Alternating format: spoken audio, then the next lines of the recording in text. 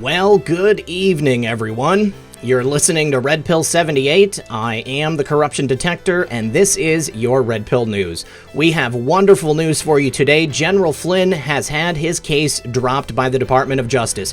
It would not be in the interest of justice to continue with this case, and therefore he has been completely and totally exonerated. We've got a couple of posts leading us into this conclusion. We're going to go through that. We're going to go through some reporting from Technofog showing off the documents and some other filings from the Flynn legal team. We're also going to be talking about my friend Enoch, who put together a nice little graphic I wanted to show you guys. And on Twitter, Jim Comey has, of course, commented on the fact that General Flynn's case has been dismissed. We're also going to be talking about House Intel Chairman Adam Schiff, and the docs are about to be dropping any day now. And of course, if he doesn't, acting DNI Rick Grinnell is going to do it for him. We also have some information from Papadopoulos, George Papa D. He has identified the individual who was the confidential human source against him used by the FBI. We're going to go through that. It also looks like House GOP members have begun a Chinese task force to investigate the cover-up by the CCP. You're not going to want to miss it. We also have some sauce in regards to the Venezuelan coup attempt that was apparently put together by some Americans. It looks like the whole thing could be a fake. So please, everyone, do sit back, relax, grab your popcorn, and we'll be right back after a brief word from our sponsor. I don't know about everyone, but during this lockdown, many people have started doing a lot of things differently. Their old lives, like a daily commute to the office, just aren't happening. Some of you, I'm sure, don't miss the drive that much. Talking to a lot of people on Zoom, of course, they feel the same way about many things, and they've been recommending apps and favorite TV shows or YouTube channels and other ways of making life better, or at least tolerable. And not just for now, but on an ongoing basis. If you've seen the returns on the stock market since the beginning of the year, since the virus hit, it's very clear that the old ways aren't working too well anymore. The Fed is having to prop up returns. It's pumped trillions of dollars into a system to try to avoid what looks like an inevitable collapse. You can't have 20% unemployment. That's over 26 million jobs. 26 million without massive fallout. You can't spend trillions bailing out businesses with no consequences. Something has to give, and it will. So we have a secure way to guard our wealth, our savings, and our investments. Gold, silver, palladium, and platinum have proven to be safe haven investments. It's the only investment with appreciating value during an economic collapse. If you're interested in securing your wealth, call Noble Gold Investment today at 877-646-5347. That's 877-646-5347, or visit our website, noblegoldinvestments.com. And remember, when you support my sponsors, you support this channel. All right, guys, thanks for sticking around. First of all, today, post 4133. We were told there was a reason why Congress did not return to work this week. DC non-CV19 related. Think boom drops this week and next. 2019, 2020, +1. Coats before D-class ongoing now. Well, we certainly have gotten quite the boom today because General Flynn has been exonerated. Let's take a look at a legal filing he and his team put out prior to this decision. So 17 hours ago, Technofog put this out. He says, a new Flynn filing. Flynn's lawyers ask judge to compel his former lawyers, Covington, to hand over Flynn's entire file. And it includes this tidbit. Covington lawyer Eric Holder made Twitter posts that were a significant problem for the defense and were discussed within the firm. That's right, Eric Holder made several suspicious posts on Twitter talking about Flynn's guilty plea while his law firm was supposed to be defending him. That does not sound like something a good defense lawyer would go ahead and do. All right, and here is one of those suspicious tweets. This was found by my buddy Mike Bravo. Eric Holder on August 21st, 2018 said, in spite of spurious, unjustified, and unprecedented attacks, people in federal law enforcement did their jobs and, as usual, did them well. Guilty plea, guilty verdict, criminal acts. This is not a witch hunt. That guilty plea right there is directly referring to General Flynn. This is not the kind of thing that a good defense lawyer should be putting out in a public forum while defending a client. It actually shows that he must have been biased, and there's a really good chance that Eric Holder probably had something to do with the fact that General Flynn did not receive effective counsel. Now, this takes us back to yesterday when we learned that some of those documents that Sidney Powell and the team were trying to get included Eric Holder's phone records. It is very important to learn who he was speaking with and about what at the time that he was a partner at Covington Burling, the law firm that was supposed to be defending General Flynn. I think the information contained therein will most likely show a direct connection between Eric Holder and the people who were attempting to set up General Flynn. Now let's get to what happened today. Earlier today, before the decision was announced by the DOJ, Mueller and DOJ prosecutor Brandon Van Grack, who exhibited malicious prosecution, in my opinion, actually dropped himself from the Flynn case. He filed this notice of withdrawal. Now, it wasn't just that case. He's actually withdrawn from a number of government cases as well. This one right here in the matter of the application of WP Company. And then we also have another right here in the matter of the application of the Associated Press, CNN, and the New York Times, and Politico, and Washington Post. Very interesting development here. I think it's worth noting that both of these cases have to do with the mainstream media.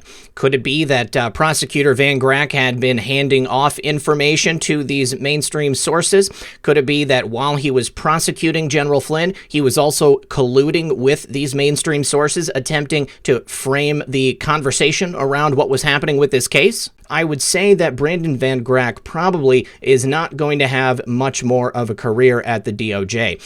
It's probably necessary for him to withdraw so that he can just be fired. Other people are going to have to pick up where he left off, and you can bet when they do, they're going to see just what type of prosecutor he was. Now, moving on, the motion to dismiss the charges on General Flynn. It states, based on an extensive review and careful consideration of the circumstances, the continued prosecution of this case would not serve the interests of justice. This is incredible news right here for the Flynn team and for freedom and liberty for all here in America. He clearly was targeted by our Justice Department and Federal Bureau of Investigation. Not fidelity, bravery, and integrity at all. That was not what was on display under the former administration and under James Comey, the FBI director who oversaw this investigation designed to take down General Flynn. Now, here is where it all broke. This took place today at 2:29 p.m. while Methods and I were on our 30th episode of Quarantine. Justice Department is dropping criminal case against ex-Trump advisor Michael Flynn, according to the court filing obtained by the AP. And then just shortly after that, we got a post from our favorite Anon.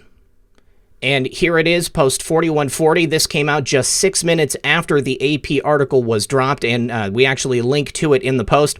It is the American flag. It says, "Let freedom ring," and the image name has quite the stringer attached to it. I'm sure there are some diligent Anons who are going to be pouring through that title right there, see if it leads us in any other directions. And here from my friend Enoch, he says 3 examples of past posts assuring us Flynn only took a rubber bullet and was safe. Bonus, what is the purpose of a laser pointer? News unlocks the map, future proves past. Do you believe in coincidences? Let's take a look at Enoch's graphic. All right, starting at the beginning, December 5th of 2017, Flynn is safe. April 27th of 2018, why did Flynn take the bullet? Rubber bullet. And then September 19th, 2018, in the end, all will be all right. Flynn will be exonerated soon. And here, future has now proven the past. We have the exoneration of General Michael Flynn coming on this date, May 7th, 2020. Absolutely incredible. I think that anyone paying attention to these posts who has followed what our favorite Anon has told us, this was a no-brainer. We all knew that Michael Flynn was going to be exonerated. He knew exactly what he was getting into. When those FBI officials came to try to ambush him in the White House, he knew where that was going to lead. General Flynn fell on his sword for the freedom of this country. He allowed himself to be sacrificed in order for the American public to finally wake up. As our favorite Anon said, sometimes you can't just tell people, you have to show them.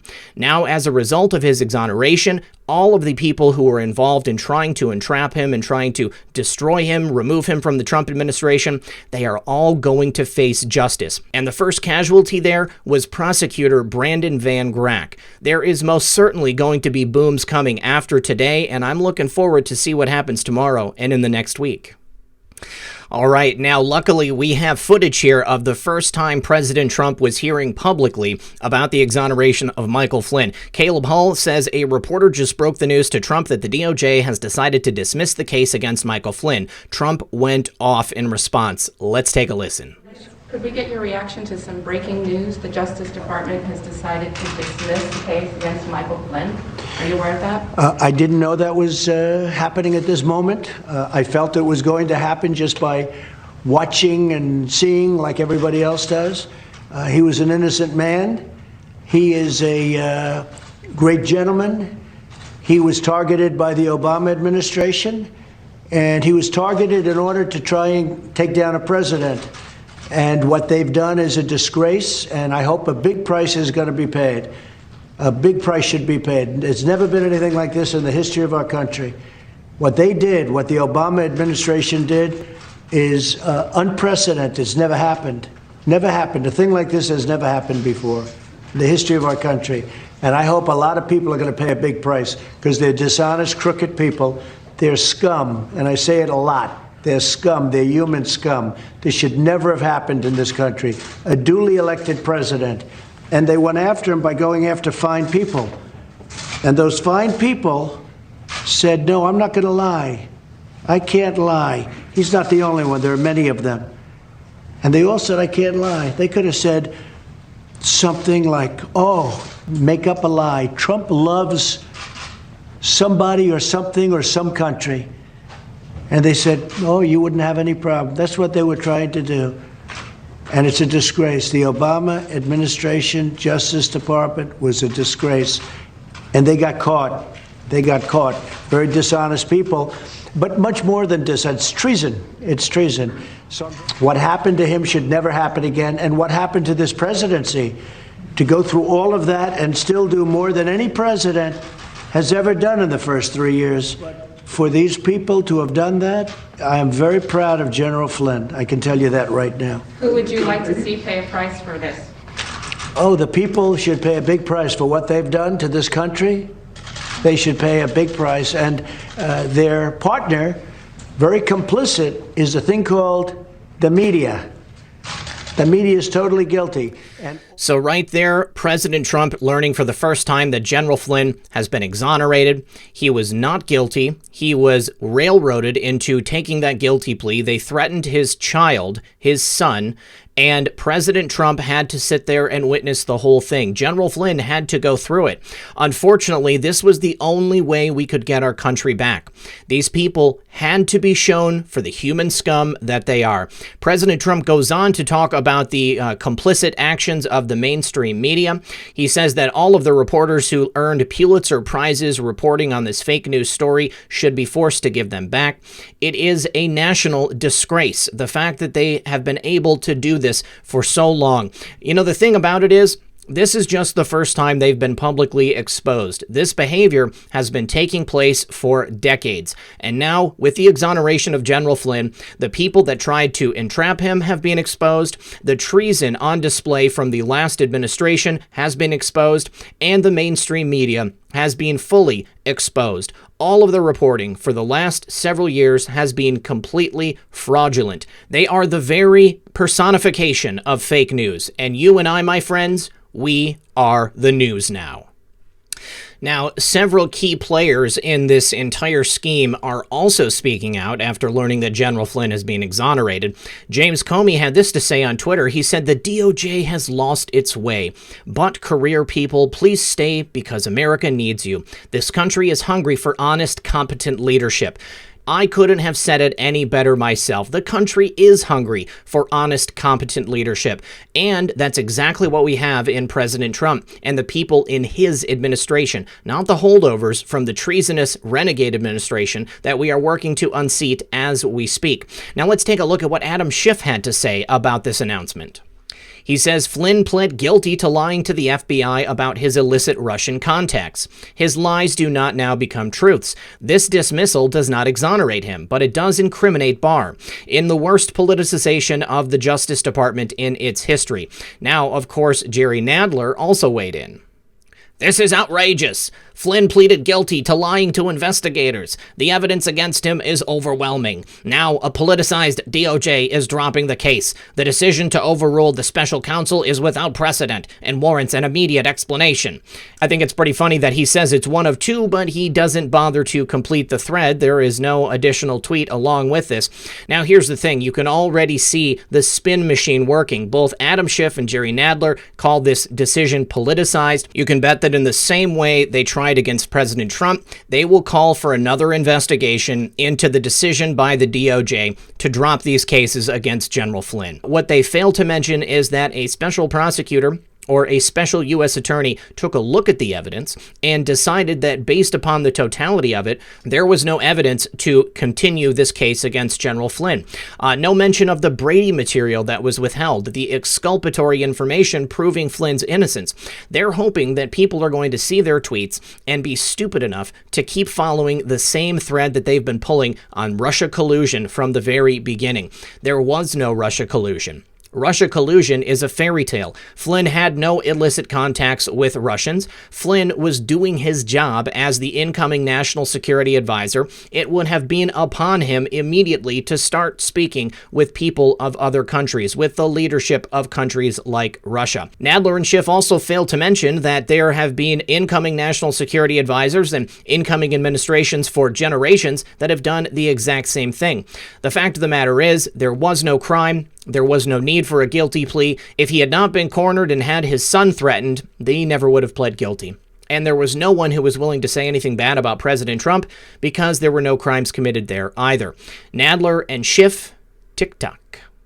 Now, one of those timers that are counting down is the timer to release the 53 transcripts from the House Intelligence Committee. Adam Schiff has relented. He stated that he will go ahead and release them after receiving that letter from acting DNI Rick Grinnell the other day.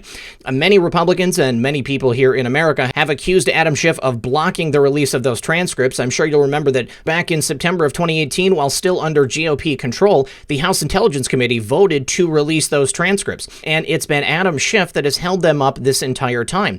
We needed to get rid of Coates before we could do the D-class. Adam Schiff had sent that letter to Coates demanding that none of the transcripts be released to the White House or to anybody else. It is Adam Schiff's fault and Schiff's fault alone that we have not received these transcripts yet. Now, in Grinnell's letter to Schiff, he said, "I urge you to honor your previous public statements and your committee's unanimous vote on this matter to release all 53 cleared transcripts to members of Congress in the American public as soon as possible. I am also willing to release the transcripts directly from the Office of the Director of National Intelligence as to ensure we comply with the unanimous and bipartisan vote to release the transcripts." Now, because he went ahead and threatened to do that himself, House GOP Chairman Adam Schiff has officially caved. In a statement on Wednesday, he said, "After more than a year of unnecessary delay, the ODNI has finally concluded its protracted classification review of the committee's transcripts, and it also appears the White House has now abandoned its improper insistence on reviewing key transcripts, which the committee appropriately rejected." Adam Schiff now trying to shift the blame to ODNI Grinnell, saying that it was his office's fault that they haven't been released up until this point. This is absolutely ridiculous. We all know Adam Schiff is the one who doesn't want these transcripts to see the light of day. As I said in a tweet this morning, we are already in the midst of the D-class. The 53 transcripts we've been awaiting is just the next portion that we're going to see publicly. I know that myself, many people watching the show, we eagerly anticipate the release of those transcripts, and I can tell you that Adam Schiff is definitely sweating knowing that the countdown to release those transcripts is just days away. So, going back to the heart of this investigation, George Papadopoulos was one of the people in Trump's inner circle, or his general orbit, that was targeted by the FBI and the DOJ. Now, he's had an opportunity to review the transcripts that were released recently having to do with his confidential human source, and he says he knows exactly who the FBI informant was in his case. Apparently, it goes back to some long-forgotten Facebook messages with an old college classmate classmate that was sent 3 years ago.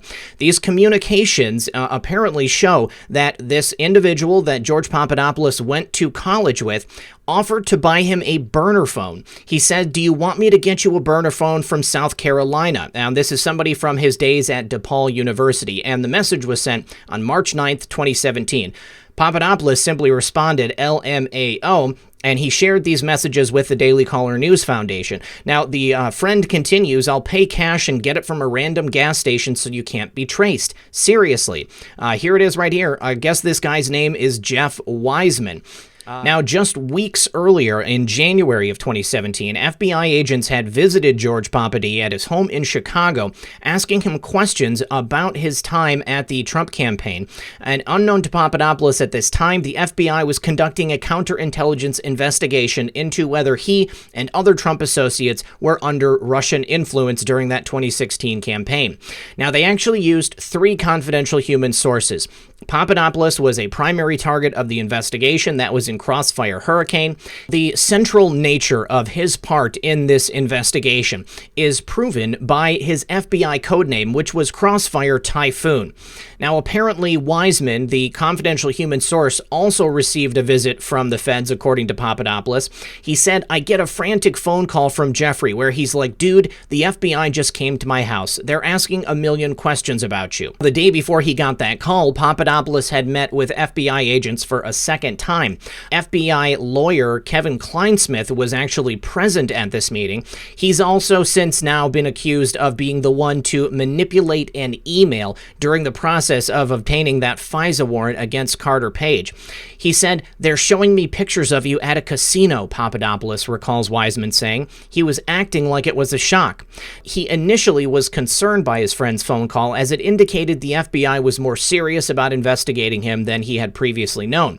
But George Papadopoulos now believes this phone call was just an act, as was an offer to buy the burner phone. That's because, according to George, Wiseman is the person identified as a confidential human source for the FBI in bureau transcripts released last month.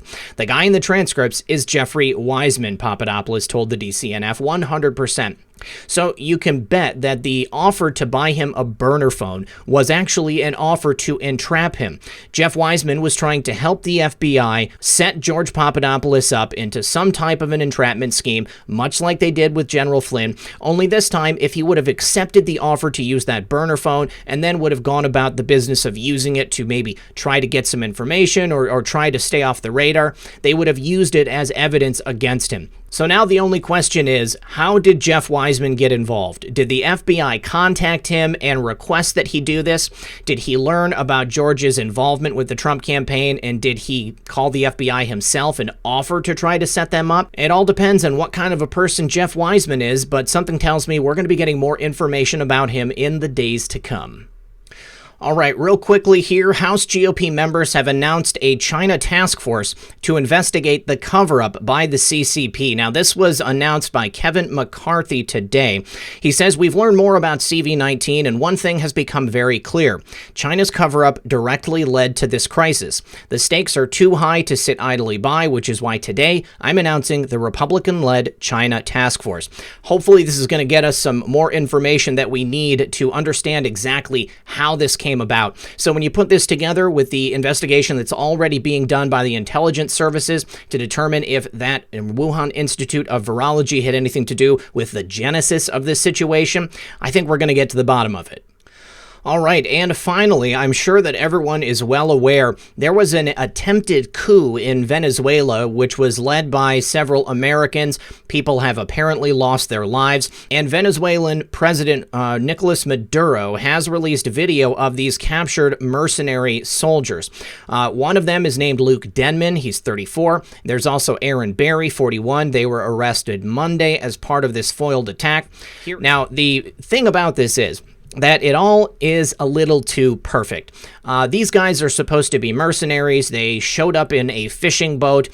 They had very horrible OPSEC. We're going to see some of that in a moment. But there are some other funny things having to do with the equipment that they brought. I want to show you an account that kind of broke it all down.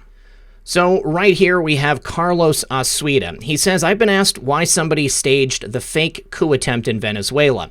Now, this was done to discredit both Donald Trump and Venezuelan President Juan Guaido. The Venezuelans don't have the capability to set people up, so it was obviously China. The toy weapons were a giveaway. Toy weapons, you say? Well, let's take a look here. We have this image, which shows these tactical masks, which are actually used by people playing paintball, airsoft and paintball players. Why would these supposed mercenaries come into Venezuela with these masks, these paintball hunting masks that would not give them any type of actual tactical abilities? There's also some other strange here.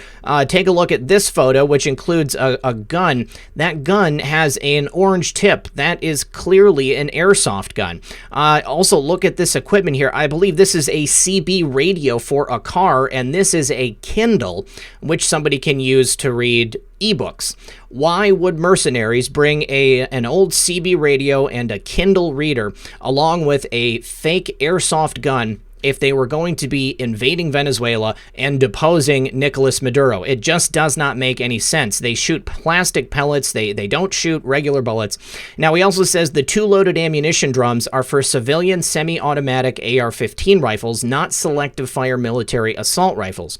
Drums carry 100 rounds and are too bulky, and if you fire 100 rounds on full automatic, you'll burn out the barrel of your rifle.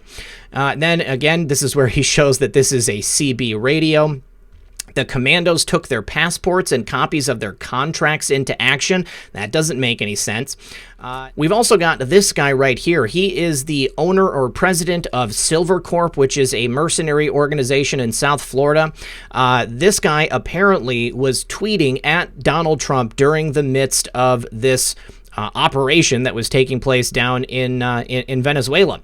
So he also theorizes that Jordan was a guy that had a grudge against President Trump, that he was a Trump fanboy, but then he was out for revenge because perhaps he was given a security contract and then had it taken away.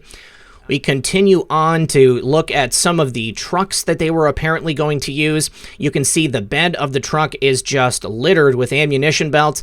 If you were actually in an operation and you were standing on your ammunition like that, it would not be safe. Also, you wouldn't be able to get to it properly so that you could load it into your weapon. And the other thing is that every single person had their passports and ID papers. Apparently, over 60 men took part, and they were armed with a grand total of 7 firearms. Also, nobody had ammunition. All the magazine pouches are empty. Now, here is the tweet from Silvercorp, Jordan Goudreau at Silvercorp. He tweeted at President Trump, in the midst of this operation, strike force incursion into Venezuela, 60 Venezuelan, 2 American ex-Green Beret, and he tags President Trump. This just looks way too convenient. It appears to me that Carlos Asuida is right here. This was a setup. They were meant to fail, and they were never going to be successful. If they were actually invading Venezuela, they would have done it with people who knew what they were doing. They would have had the right equipment. They would have had the right weapons, and they had none of it. So this stinks to high heaven to me. All right, guys, I think that's all that I have for you today. I think the news speaks for itself. We are victorious. General Flynn has now been exonerated, and it is just the first move in many more that are going to be coming in the days and weeks ahead. Get ready for those booms, because they are a-coming. As always, this has been Red Pill 78. I am the Corruption Detector, and this was your Red Pill News. Good luck, everyone, and God bless.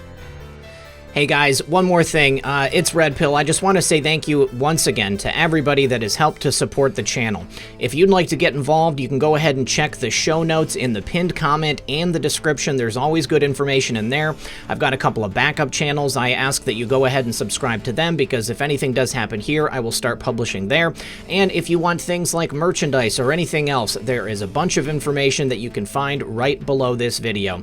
All right, guys, thank you very much, and I'll see you tomorrow.